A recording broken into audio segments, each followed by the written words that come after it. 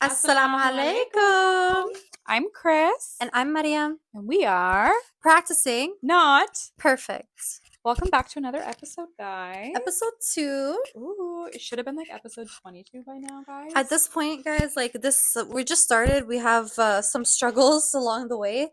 Bear Yeah. with us. We're trying our best over here. Mhm. You guys don't even know what's been going on behind the scenes of it all, but We've been that's having okay. like so many technical Yeah. difficulties, but we're here. We're pushing through. We're here. So today Yes. we wanted to discuss modesty, Yeah. feminism, A whole bunch of different things. a whole bunch of different things. But yeah, definitely we are both women reverts. Yep. So I think it's important to talk about things that affect women on a daily basis, which is feminism, hypersexuality of women in Yeah. Western culture, and these type of things. So I think we wanted to provide the people with the clear-cut definition of what feminism is Yeah, when absolutely. it first came out. Hey, you want to give us a definition? Yes, ma'am. So feminism is defined as the belief and movement that women should have equal rights, opportunities, and treatment in society, politically, socially, and economically. So, with that being said, okay, do you think that the Western world has adhered to that definition? I feel like a lot of the way that people in the Western society like view feminism is Hmm. very much like the like hypersexualization of women, like the body, not body positive, but like sex positive. Yeah, it's definitely more sexualized Yeah. and promoting the women sexualizing and exposing their bodies. And that's Hmm. become like the main topic, I think, with like the whole free the nips movement and all of Hmm. this stuff. Yeah, I feel like when I think of feminism, like modern feminism, to clarify, like I feel Hmm. like that's more what's pushed now. For me personally speaking, like, and for you, we both are educated, we both have good jobs, we both have equal opportunities to men from my experience, which I'm eternally grateful for. Yeah.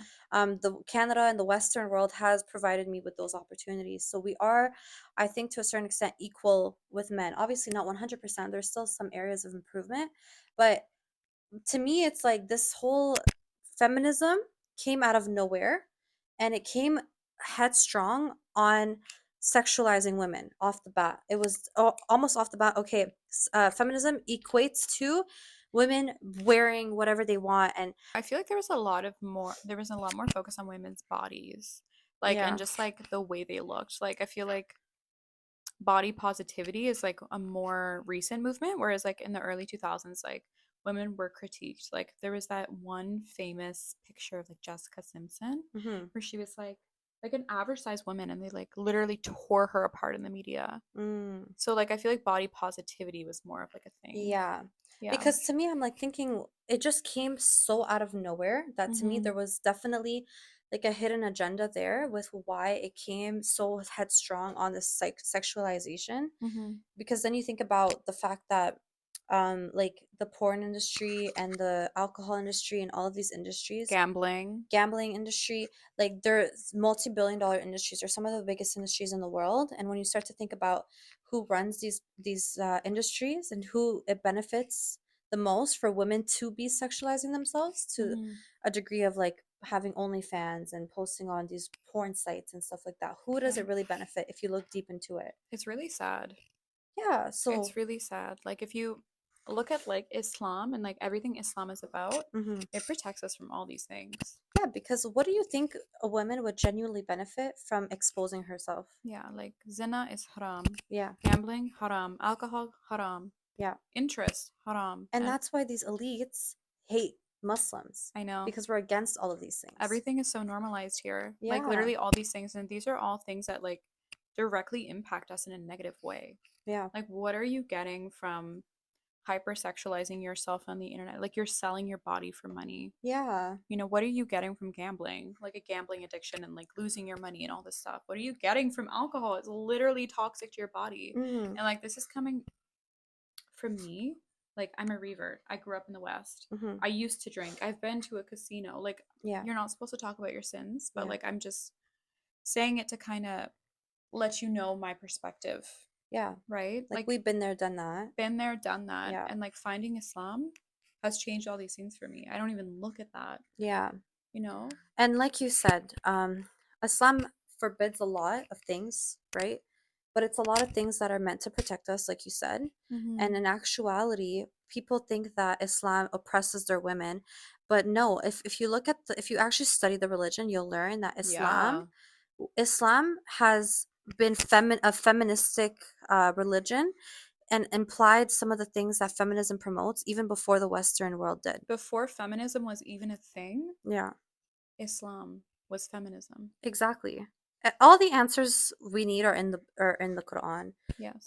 in the hadiths, you know. Yep. The right to divorce. Yeah, why don't you tell us some of the rights that Islam has given us as women? Yeah, the right to divorce, the right to inherit, the right to go to school, the right, there's so many To things. be a To businesswoman, be a to businesswoman. own property. Yeah. Um, Meher is another Meher is one. yeah, like they're all designed to protect women and like modesty especially, like it protects us. Not only men, I mean not only women but also men. Yeah, You know, modesty is way more than just clothing. yeah, It's your character. It's lowering your gaze. It's the way you speak to people. It's being more private, not sharing information that people don't need to know. yeah. All these things are modesty.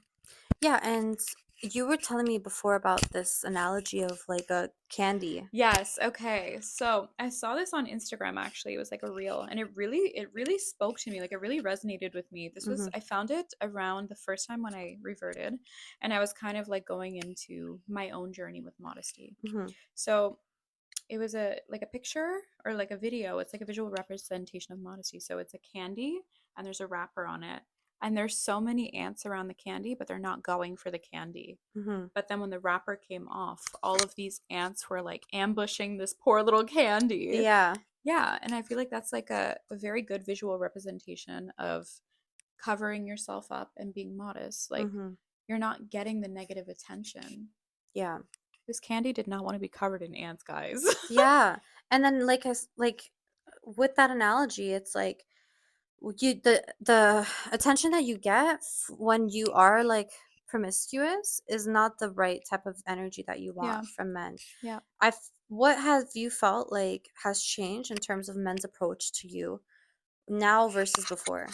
So, as a Muslim, I feel like the way I approach men is different too. Okay.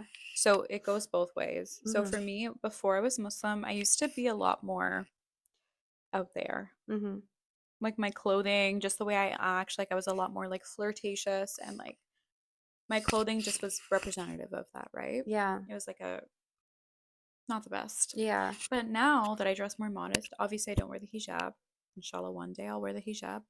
But I dress a lot more modest. Like you're not gonna see like the curves. Like you're not gonna see my outline. Like I feel like Mm-hmm. men are a lot more respectful. Mm. And like in dating, like when I was going on dates and getting to know people, there was a lot more intention there Yeah. from men. There was a lot more like, okay, like I'm looking for marriage. This is what I'm looking for. Like it was a lot more direct and like it wasn't as much like, okay, yeah, like let's hook up, like situationships. You know what I Yeah. mean? Yeah. So I feel like it's very different. Yeah, How about you? because well, I think it's the same because like if you think about it, like imagine you go to a date, it's the same man and two girls go on the date with him and one comes with like a tight shirt, her cleavage is out and everything is showing versus another girl that comes fully covered, right? Like it's about how you present yourself too and like it shows the man what you think of yourself and like I think modesty says a lot and, like it's beyond just the way you dress. Like it shows it's a reflection of who you are like you said, so it shows where you are in life and the fact that you want to protect yourself and it shows men that not everyone can get her, you know, Mm-hmm. because she holds herself to this standard. And when you do that, it's men see it as a challenge and they love challenges, so I think they're going to take you more serious Yeah. if you are presenting yourself in that way versus someone who's like openly displaying this to everybody. Like you know how they say like girlfriend versus wifey? Yes. Like I Yes. feel like that's like a clear representation of the way men think, Yeah. you know? And of course, there's different like definitions of modesty too. Christians promote modesty as well. Like Mm-hmm. it's encouraged in Christianity to be modest. It's encouraged in Judaism to be modest. In all three Abrahamic religions, modesty is a common theme, right? So Yeah. it's not just new to Islam. there's a very famous influencer. Her name is Lala Batiste, and I was watching a video of her discussing modesty and her opinion of it. And she was saying like she was comparing someone who had like a short mini dress, tight short mini dress with cleavage out, versus someone who was fully covered but had like a tight maxi dress, which went from like head to toe, but like was tight and you can see her form. And she was describing that as being sexy and modest. And when I was looking at it, I was like, well, that's not really like Islamically, if we're looking at it from an Islamic perspective, it's not really modest to us because our shapes are not supposed to be shown, right? Mm-hmm. So I can't knock people for like their own takes on modesty because I appreciate anyone making the effort to. I think modesty also, it's like elegant, it's classy, you know? Yeah, And you just like, it's like a psychological thing. Once you start dressing a certain way, you're going to start naturally acting a certain way too. absolutely. Absolutely. Modesty, like I said, is more than just the way you dress, it's the way you act, Yeah. you know? And I think there is different levels to modesty. Like especially as reverts, we know that the journey it's a journey, Yeah. right? Like we're not gonna go, well, some do, and like mashallah to them that Mhm. go from 0 to 100, like full hijab or niqab and Yeah. fully modest right away. But like for myself, I don't wear hijab, but like the way I've dressed has changed so drastically. Yeah. And the way I approach people, the way like I approach life has changed so much Mhm. that I think like even the smallest intentions should be rewarded. For sure. You know? So I know you're not a hijabi, obviously, Yeah. and I know that I'm presenting as niqabi, but in real life, I'm not, as you know, and that's because my family right now is not accepting, and they're not unaware of me being a Muslim to begin with, and there's Yeah. some safety concerns there for me, and that's why I've chosen for now not to disclose my identity and to conceal who I am. But to be honest, like ever since I put this on, I've fallen in love with it. I'm not gonna Girl. lie. And how has it been? How have people treated you differently? Because we've noticed a massive shift. Yeah, on our page, Yeah. right? Like people are commenting, they're eating this up. They are trying to get married to her, guys. I've gotten so many wedding proposals, Yeah. and it's crazy because it's like you don't know what I look like. So Yeah. why are you so interested in marrying me? Yeah. And obviously like this is not my reality, right? So I it's like I feel like I'm putting on a mask when But I'm how does it feel being on your own personal page versus being niqabi presenting? Have you felt a shift? definitely like I found that the type of men that approach are different. It's Yes. definitely a lot more religious men Yes. that are Yeah. into the niqab. The people that approach me when I'm not, they're still Muslim because I feel like Muslim women attract Muslim men naturally. I don't know what it is, but it's less practicing Muslim. It's more free Muslims, you know? And the way they approach me too is different. Like when I'm niqabi, it's very respectful. It's very to the point. We literally had someone message us saying, "I want to marry you. I'm gonna tell my wife about you, and she's gonna reach out to you." And this, like, they're putting in coordinate. They're coordinating the whole thing. Like They're it's like, let going me speak down to your father right right now. now. What is your father's number? Yeah. Whereas when I'm not niqabi, it's more so fine shit. Yo, Yeah. what's real fine shit? What do Yeah. you see? No, exactly, exactly. So that's like a direct representation of modest versus not. Yeah, Yeah, even though we're modest in day to day for the most part, we both don't wear hijab and yeah. stuff. And I feel like even when I wear the hijab, like going to the mosque and stuff, like I feel like there's a difference in the way people look at you for sure. So what is your like fears regarding the hijab right now? So for me, it's not really a fear. It's just kind of working my way up to it because I don't want to take it off. Yeah. Once it's on, I don't want to take it off. And something we've kind of discussed, I don't think we've discussed it on the podcast yet, is feeling Hmm. a bit of imposter syndrome. Yeah.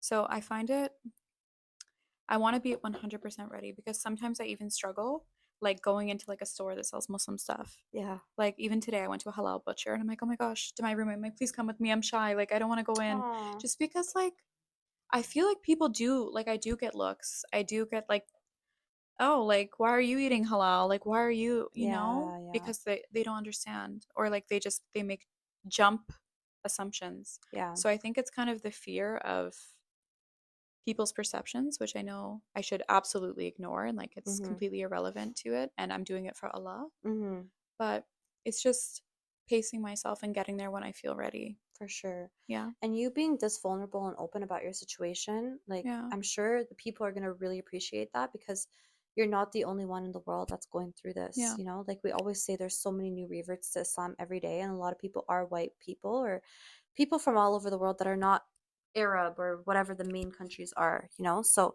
you sharing this, I'm sure it's going to speak to someone out there who's going to feel like they're not alone in this Yeah. because it happens to a lot of people. I know Allah rewards us for our struggles. Yeah. And inshallah, one day I put on the hijab. Um, Actually, going forward, I was really toying with the idea of wearing a hijab to the podcast Mhm. just because I know, inshallah, one day I will become hijabi Mhm. and I don't want to have to go back and delete everything. Yeah. Yeah. It's tough like navigating social media as a revert Yeah. because you're not there yet. So but you still want to post content. Yeah. So Yeah. and then when you do decide to take that leap of faith, like what are you supposed to do with your old content, right? It's I guess you told me that it's encouraged to delete everything. It is. Yeah. Because when you're concealing your beauty with the hijab and you are being modest, you want to commit. Yeah. Yeah. And it's for Allah, right?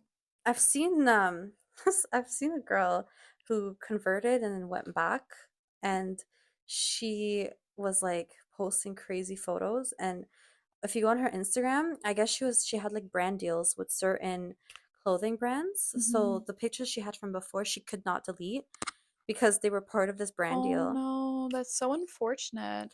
Yeah, so she had pictures full hijab, modest, everything, and then you scroll and it's like her half naked pictures and stuff. And I was like, yeah, it's not really the best look. No, for sure. So I agree with you, it is good, Yeah. but it's tough. It's tough for sure. As reverts, we do face a lot of challenges, especially as women, because men don't really have to go through this Hmm. stuff. But men have their own sets of challenges as reverts, I'm sure. Yeah.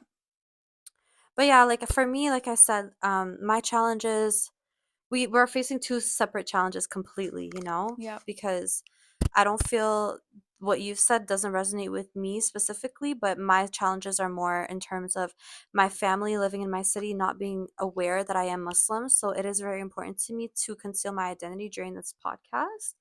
Of course, as things progress, who knows what's going to happen? Maybe I will tell them, but as of right now, it's been 3 years and they don't know. Yeah. They're not supportive. They would not be supportive. So it is difficult for me, and it's something that stresses me out every night. And I ask Allah to make it easier for me. But with that being said, like I have full tawakkul in Allah and His plan for me. So whatever is in store for me, and I'm kind of done fighting it. Yeah. But I'm trying to take measures to protect myself at least. So that's why I am wearing this. But like we said, putting this on, it's like I almost feel like I want to go outside wearing this now every day. That's how I feel when I put on the hijab, right? Yeah, It just, it's a beautiful feeling. yeah. I feel like you're doing something for God. And I find that a lot of women, they look way prettier in the hijab. Yeah. Like I see videos of people. This lady, she stops people outside, like random girls, and she'll put the hijab on them randomly. I've seen those. And you Yeah, can just see the noor in their face and they just yes. look so beautiful. It's And like it's like, enlightenment on their it is. face. You can see them light up like immediately. Yeah. It's so lovely. So yeah, there's a lot to discuss on this topic. Hmm. I'm sure we'll have more to say on the topic of modesty and feminism. But I do want to end this off by also speaking of Prophet Muhammad sallallahu alaihi wasallam's wife, Khadijah, his first wife, Yes. because I know we didn't mention it, but um, she was a renowned businesswoman. Yeah. She was very wealthy, and she was much older than the Prophet when they got married. And she's known as the mother of Islam because she was when Prophet Muhammad sallallahu alaihi wasallam, when he was going around to give the revelations and promote Islam, she was actually the one behind him, backing him up and spending her own hard-earned money Yeah.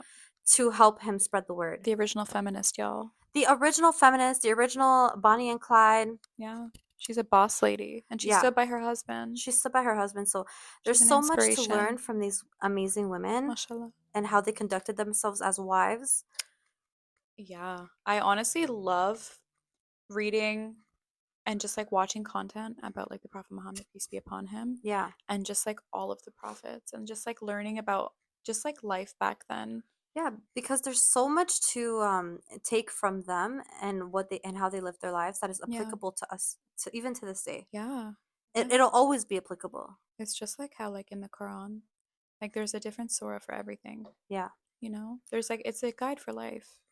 Maybe we can leave them with one surah Okay. that they can think of. So we wanted to end off the podcast with a surah from the Quran that ties into the topic that we were discussing today. So we did find one. It's Surah An-Nur 24:30 to 31. So this is the main passage about modesty. It says the following: Men are first commanded to lower their gaze and guard their modesty, then women are commanded to do the same. So a good point to note from this is that Islam starts the modesty conversation with men first, which people often overlook. That's so true. Hmm. Yeah, I feel like not only does it come down to like women dressing modestly Yeah. and like acting modestly, it's the same for men, and a big one for men is lowering their gaze. Yeah. I think that's like so important and relevant to the conversation just Hmm. because a lot of the time women are depicted as needing to be modest, whereas men are kind of put on the back burner. Yeah. Whereas, like, it's not only us being modest in the way we dress, the way we act, everything, it's also them lowering their gaze. And also, they should be modest in the way they dress and the way they act as Hmm. well. They have their own sets of rules to follow. 100%. Yeah, it's from the navel to the Yeah. knees. They're supposed to like have covered Hmm. and lowering their gaze and just the way they talk, the way they conduct themselves, the way they speak, the way they approach women. Like modesty is Yeah. in like every aspect of who you are. Is not just the way you dress. Yeah. It's it's equally as important for men and women. We both have a part to play in it, Hmm. I would say. Going back to feminism again, Yeah. equality. I think feminism is so relevant in Islam just because there's equality, Hmm. but it's in different ways. So like a It's man, equity. yeah, a man will bring this, a woman will bring this, but they're still meeting each other in the middle. They're still Yeah. contributing equal amounts. It's just in Yeah. different ways. We were the OGs of 50-50, There you go. And but it's in a different different font. ways. Yeah, Yeah. yeah, yeah. Like the man provides, whereas the woman will take care of like the kids and do the housework and stuff. Like Yeah. she's still providing. Yeah. She's providing in a completely different way. Yeah. And that's very taxing on a woman too. 100%. Like it's a full-time job. I feel like women, like stay-at-home moms and stuff, don't get the recognition they deserve. Yeah. You know, a lot of people are like, oh, they're lazy. Oh, like a lot of misconceptions about Islam, Yeah. like from the Western standpoint, they're like, oh my gosh, well, they just want the man to do everything. It's like, no. Have you ever taken care of a baby? Yeah. It is It's like the tough. hardest thing ever. Like I have so much respect for mothers and stuff out there. Hmm. I don't know if you've seen the new Netflix show, Desi Bling. I have not. Girl. So it's basically Dubai Bling, but it's the Okay. Indian version. I would love to watch. I loved Dubai Bling. It was such a Yeah. vibe. Even Safa makes an appearance in the show too. You know No Safa? way. Yeah, yeah, Yeah, because yeah. her husband, I believe, is Indian, so he's like plugged in with them. Okay. Yeah. So the whole show is about, it's like a reality TV show, literally exactly like Dubai Bling. They're in Dubai, Hmm. but it's like the whole Desi community out there. No way. Yeah, so you get to see a lot of different dynamics, like relationship dynamics. Yeah. And there's one couple in particular where he's obviously the breadwinner and she's fully financially dependent on him. And when they first met, I guess he wasn't rich, right? When they Hmm. first met, he was like a normal guy, Hmm. and they fell in love, and they she got pregnant, and then that's why they decided to get married. Okay, then boom, fast forward a couple of years later, he becomes a millionaire. Yeah, Wow. Mashallah. mashallah. So then they start having problems because he has an expectation of her. She's a housewife. He has an expectation of her to be at home and take care of the kids, and that's like all she has to do. Like that's his only expectation of her. Whereas everything else he covers, he takes care of, whatever. But he started having a bad habit where he started to go out with his friends and staying out late and not Yeah. coming home until the next morning and these Yeah. type of things. So obviously that's going to make the woman feel a type of way, and it's going to break her down as a wife, right? Yeah. You're neglecting her. You're not fulfilling your role as a husband. Hmm. So there is man role and woman role. Yeah. It needs to be mutual and it needs to be like discussed and Yeah. you need to be fulfilling that role for your partner. And a real God-fearing man would never do that to his wife. If my husband, if I had two kids at home and he's coming home at 6 a.m. every night No, that's a or every no. weekend, Yeah. that's absolutely a no. It's just very disrespectful to the wife. And then Taken, he is getting upset with her because she's obviously like, it's affecting her deeply. It's not a lot. She's like, neglecting her duties as a mother Yeah. now because it's really affecting her. She's depressed. Yeah. They have nannies and stuff that are obviously taking care of the kids, but he wants her as the mother to take care of him, of the kids, right? But it's like, so then they get into this fight and he wants to divorce her and he gives her an ultimatum and he says, either you go to therapy or we get divorced. And he wants her to do one on one therapy. And she's telling him, no, let's do couples therapy. And he's like, no, we're doing one on one therapy No. or we're getting divorced. This is like called an abuse of power Yeah. because he knows she's fully financially dependent on him Yeah. and he's trying to act like he knows what's best for her when in reality that's not the case, honey. Fortunately, I've seen that happen. Yeah. It's a thing that does happen, like in day to day life. Like people, because they're so dependent on their husband, like financially, they can't leave, Yeah. you know? Exactly. So I know that it's not doesn't really tie into the modesty topic, but it does tie into the roles, the gender roles and equality, Yeah, which ties into feminism, right? Like absolutely. yeah, if the woman, like a lot of these girls in this show are workers and they have their own businesses and everything. Ultimately, it's your decision between a husband and a wife what the dynamics are going to be. Is he going to be the full breadwinner? Are you guys going to work together? Like that's up to the couple, you That's where know? meher comes in and protecting yourself and having rights in Islam. Yeah. Like a lot of people, they'll write like a nikah contract. Yeah. Like I know for myself, I'm gonna have a contract. Like Mhm. when I get married, like we need to both be doing these things, Yeah. and like there needs to be some type of safety net for the Yeah. wife, Definitely. especially if you're planning on being a stay-at-home mom. Mhm. Because it's a really sad story when like these women get trapped in these marriages and they're unhappy and they're being Yeah. treated poorly, which is not a reflection of Islam, by the way. Yeah. It's not at all a reflection of Islam because we're Mhm. protected in all these ways, and that's why we have all these rights, right? Yeah. To protect us as women. Yeah. Um, it's very important to have a contract and like discuss all these things. Yeah, for Yeah. sure. I just thought that was crazy and I thought that was really selfish of him and I wanted to bring this because it's a recent show that came I need out. to watch this You show. need to watch this show Yeah. because it really puts so much into perspective too. And Hmm. also no one's immune to the struggles of marriage, right? No matter how much No, money you have. no. Girl, I'm seeing these couples, they're going through it in their marriages. So Yeah. I don't know. I believe that if you're a true practicing Muslim and you follow the deen, first of all, you wouldn't be out partying until 6 a.m. That's number Absolutely one. not. And as a man, he should be doing some self-reflective work. Like, I'm sorry, I'm bringing this to this podcast because this really pissed me off. The way he was treating this girl and making her feel like she's the problem. Girl, I haven't even seen it and I'm mad. Yeah, no, you have to watch it. I All the have to women watch should it. watch this and learn from this guy because he's wrong. He's dead wrong for what he's Yeah. doing to her. This podcast, by the way, is going to be a mix of like lifestyle, life is a revert, Yeah. Quran. So get used to a little bit of Quran, a little Yeah. bit of Lizzie reality Bling. TV.